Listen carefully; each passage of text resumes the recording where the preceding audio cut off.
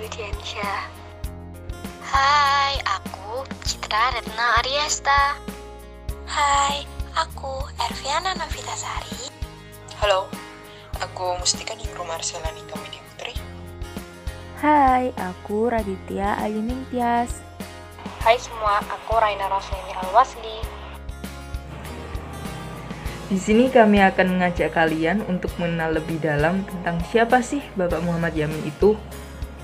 Langsung saja kita check it out.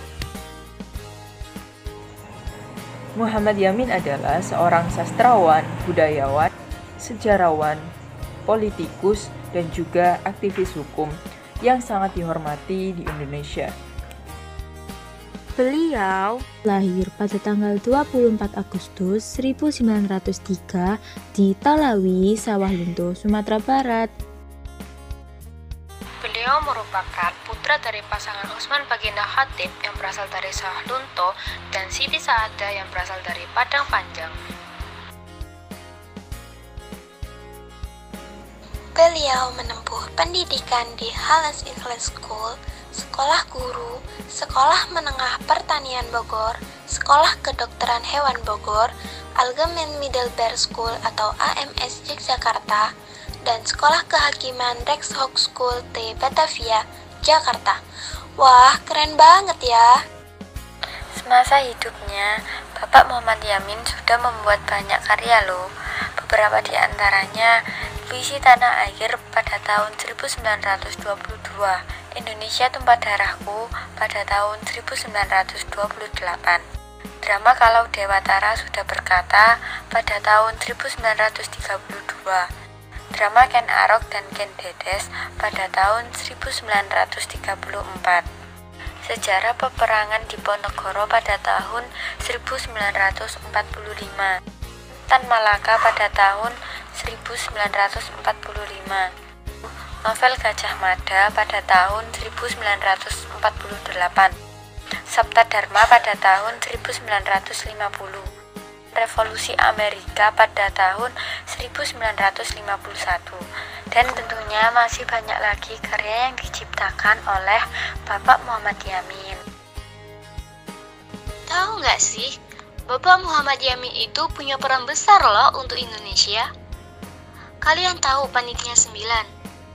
Iya, kelompok kecil yang dibuat pada masa kependudukan Jepang untuk merumuskan Pancasila sebagai persiapan kemerdekaan Indonesia. Bapak Muhammad Yamin adalah salah satu dari mereka. Bahkan beliau juga ikut mengusulkan 5 prinsip untuk dasar negara, yaitu beri kebangsaan, beri kemanusiaan, beri ketuhanan, beri kerakyatan, dan kesejahteraan rakyat. Bukan hanya melalui pidatonya, beliau juga membuat usulan dasar negara dalam bentuk tulisan loh. Namun isinya sedikit berbeda dengan yang beliau ucapkan saat berpidato. Isi usulan tersebut adalah 1. Ketuhanan yang Maha Esa, 2. Kebangsaan Persatuan Indonesia, 3. Rasa kemanusiaan yang adil dan beradab, 4. Kerakyatan yang dipimpin oleh hikmat kebijaksanaan dalam permusyawaratan perwakilan, dan 5. Keadilan sosial bagi seluruh rakyat Indonesia. Masih ada lagi loh fakta tentang Bapak Muhammad Yamin yang mungkin belum diketahui oleh banyak orang. Beliau merupakan salah satu pencetus Sumpah Pemuda loh, yang mana pada saat itu beliau adalah salah seorang pemuda yang berasal dari organisasi Jong Sumatranen Bond. Lalu, beliau juga adalah seorang pakar hukum Indonesia, perintis puisi modern, Menteri Kehakiman Indonesia ke-6 pada tahun 1951 hingga tahun 1952, Menteri Pendidikan, Pengajaran, dan Kebudayaan ke-8 pada tahun 1953 hingga tahun 1955, serta Menteri Sosial pada tahun 1959, dan tentunya masih banyak lagi. Wah, banyak sekali ya prestasi beliau.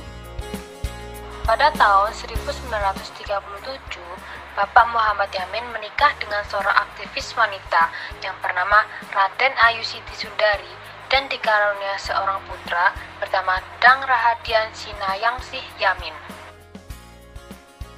Sedikit cerita tentang Ibu Siti Sundari nih. Beliau adalah putri seorang bangsawan dari Katilangu, Demak, Jawa Tengah. Beliau bukan wanita biasa loh. Pada masa itu, beliau mendapat julukan wanita berpena tajam. Hal ini dikarenakan tulisan-tulisan di koran Putri Hindia yang telah memerahkan telinga pemerintah Belanda. Beliau juga merupakan salah satu pemudi yang berperan dalam Kongres Pemuda dan Kongres Perempuan loh.